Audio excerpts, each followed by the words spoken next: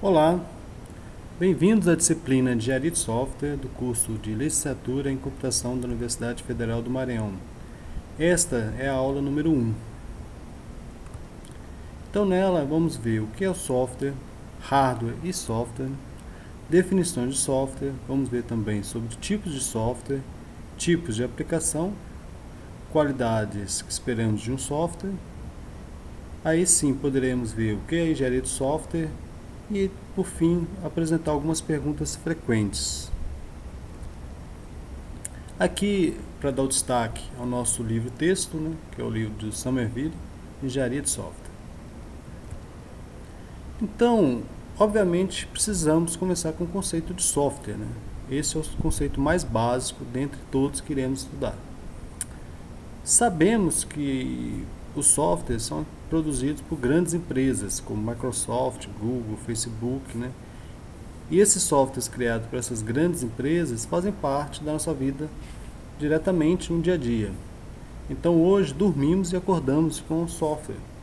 O próprio despertador nosso, dos celulares, que a grande maioria utilizam, é controlado por um software. Porém, indiretamente dependemos de centenas de outros sistemas que mantêm serviços como comunicação, energia, bancos e logística. Um grande crash, que se diz, um grande problema em um desses sistemas poderia gerar uma grande tragédia. Então, vamos começar pelo conceito de hardware, comparando software e hardware. Então, enquanto o hardware é algo físico, nós podemos tocar, o software é algo abstrato, intangível. Então é importante a gente observar que sistemas de software diferem de outros produtos gerados por outras engenharia. Então, o software é algo intangível, abstrato. O software não é restringido pelas propriedades dos materiais também. E nem é governado pelas leis da física. Não existe um processo de manufatura, como no hardware. Por exemplo, a Apple projeta os seus dispositivos, que são manufaturados na China, por preços bem inferiores, caso eles fizessem essa manufatura nos Estados Unidos. Então, continuando essa comparação com software e hardware, o software não se desgasta como no hardware, como os outros produtos. Seja o hardware pensando em dispositivos eletrônicos, seja na engenharia mecânica. Então, como o hardware ele se desgasta, uma curva de falha é mais ou menos próxima desta. Então, o que acontece é que no início existe um grande risco daquele componente falhar. Isso está associado a erros de projeto, pode ser erros de projeto, e erros de manufatura. Mas depois que ele não demonstrou nenhum defeito nas primeiras semanas, por isso que é importante a gente usar bastante um novo dispositivo que a gente compre, porque nessas primeiras semanas existe um risco maior dele apresentar falhas. Caso ele não apresente, a gente espera que ele vá não ter nenhum problema até que aqueles componentes começam a se desgastar, porque hardware, os componentes se desgastam, tem tempo de uso, e aí volte a apresentar falhas. Porém, como o software não tem desgaste, a gente poderia esperar que a curva de falha fosse algo similar a esta curva que está sendo mostrada nesse slide. Teríamos também um risco de falha muito grande no início, detectando erros de defeitos de projeto, porém, depois ia chegar um momento que desses erros sendo corrigidos, da gente não ter mais nenhuma falha, porque o software não vai se desgastar. Não vai acontecer de uma parte do software quebrar e você ter que repor. Porém, na verdade, a curva real é mais próxima desta aqui, né? E aí vem a questão, isso aqui está contraditório, né? Vocês conseguiriam explicar o que aconteceu aqui? Então pausa o vídeo, pensa um pouco antes de ir para o próximo slide. O problema é que cada mudança leva a novos defeitos. Então esses defeitos são efeitos colaterais das mudanças de software. Seja essas mudanças para corrigir algum erro que tinha sido apresentado anteriormente, ou seja para incluir novas funcionalidades.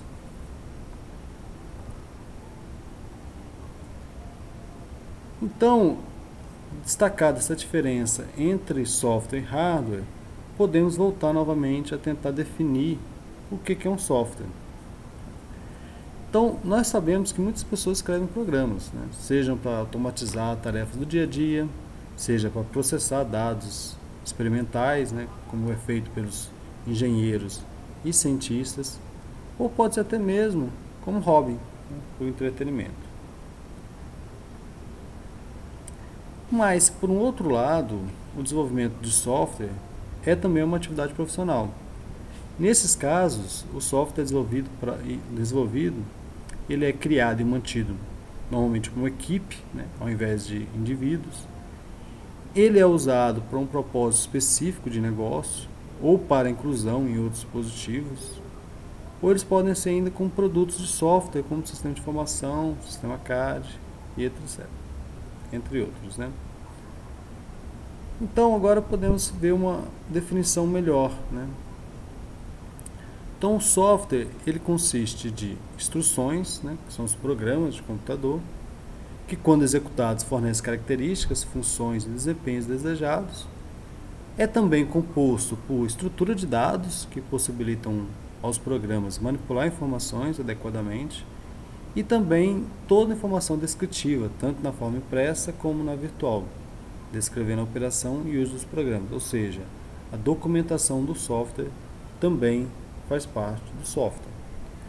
Em programas feitos por indivíduos para os próprios indivíduos, a gente não precisa, por exemplo, de documentação.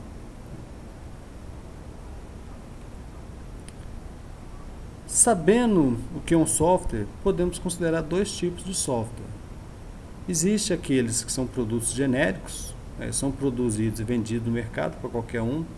Por exemplo, o Microsoft Word é um exemplo desse.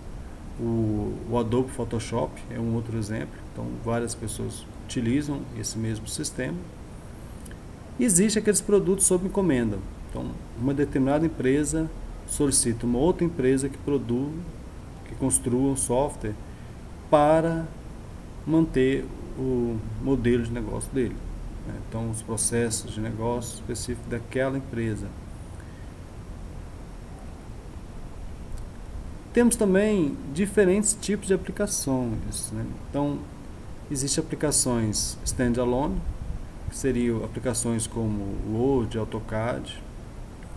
Existem aplicações interativas baseadas em transações, que entraria aqui boa parte dos sistemas que a gente utiliza, sistemas web.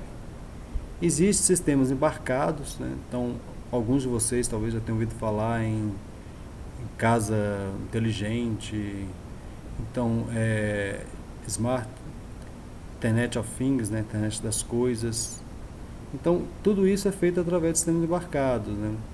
Então, hoje em dia é fácil a gente encontrar placas para prototipação, né? Como o Arduino. Então, é uma área bastante interessante e que uma possível aplicação de software.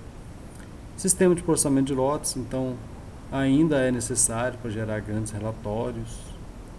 Sistemas de entretenimento, né? Então, jogos, né? Seria um principal exemplo, mas hoje também vídeos e vídeos streams, né? Música, tudo fazem parte do sistema de entretenimento. Na área mais de engenharia, de ciências, sistemas para modelagem e simulação, sistemas de coleta de dados, né? Seja ela feita remotamente através de um monte de sensores, né? Seja feito através de entrevistas, coletando dados de pessoas. Então, é uma outra aplicação de software.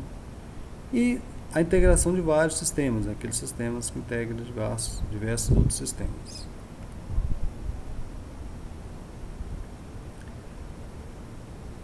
Por fim, aqui a gente vai destacar algumas qualidades, né, de um bom software. Então, ele tem que ser fácil de ser mantido, ou seja, você tem que ter facilidade tanto de corrigir como atualizar um determinado software. A confiabilidade também é muito importante, né? Lembrando que, em alguns casos, uma falha pode levar a uma tragédia. Espera-se também que um sistema seja eficiente, ou seja, ele não gaste mais recursos do que o necessário, como recursos como tempo de processamento e memória do computador. E, por fim, ele precisa atender às expectativas do cliente. Então, a gente vai ver mais à frente que um software não basta para um software apenas atender os requisitos, pois os requisitos que a gente vai ver mais à frente também, que define o que é o software, às vezes acaba que o cliente quer algo diferente do que tinha sido solicitado no início. Então, é importante que o software tenha aceitabilidade, ele seja aceitado pelo cliente, que é o mais interessado naquele sistema. Então agora a gente já pode falar sobre a engenharia de software em si, né? Então ela foi no final da década de 60, em um contexto que foi denominado de crise de software, né? Então o que se percebia na época era que o hardware estava evoluindo muito mais do que o software. Além disso, tinha alguns problemas que estavam se sobressaindo, como estimativa de prazo e custo, eram muito imprecisas, né? Produtividade não atendia a demanda dos seus serviços, a qualidade de software também estava muito abaixo do esperado. Então, uma resposta a essa crise foi uma conferência que ocorreu na Alemanha, né? Ela produziu um relatório com mais de 130 páginas, e nesses relatórios afirmava a necessidade, né, do que o software fosse construído com base em princípios práticos e teóricos, tal que ocorria nas outras engenharias, né? Então, na engenharia civil, uma engenharia mais antiga, engenharia mecânica também, todas elas já tinham técnicas, métodos, e você conseguia estimar com muito mais precisão do que era feito no caso do software. Então hoje podemos definir a engenharia de software como uma disciplina de engenharia, né, cujo foco está em todos os aspectos de produção de software. A gente vai ver cada etapa, requisitos, projeto, implementação, validação, que está sendo destacado aqui, né, desde os estágios iniciais, especificação do sistema, até sua manutenção, quando o sistema já está sendo usado. Então, até aquele processo que a gente mantém o sistema que foi entregue. Aqui neste quadro do livro de Somerville é bem interessante porque ele apresenta resposta a várias perguntas frequentes, né? Algumas destas a gente já respondeu aqui, outras ainda não. Vocês podem ler com mais calma cada uma dessas perguntas e respostas. Aqui eu vou destacar, por exemplo, qual a diferença entre engenharia de software e ciência da computação. Então, existe o curso de ciência da computação. Existe também um curso chamado Engenharia de Software. Existe a área de estudo na Engenharia de Software, fazendo parte da computação. A ciência da computação ela foca na teoria e fundamentos, enquanto a Engenharia de Software preocupa-se com o lado prático do desenvolvimento e entrega de softwares úteis. Então ela é uma engenharia, ela não é uma ciência. Aqui nesse outro quadro também a gente pode destacar, por exemplo, quais são os principais desafios da engenharia de software. Então, aqui, segundo Somerville, é lidar com o aumento da diversidade, né, de tipos de softwares, a demanda pela diminuição do tempo. Então, as pessoas querem software entregue com o tempo mais curto, né, de entrega e desenvolvimento, e manter o software confiável. Então, aqui a gente vamos nos despedindo, né? Bons estudos e até o próximo encontro.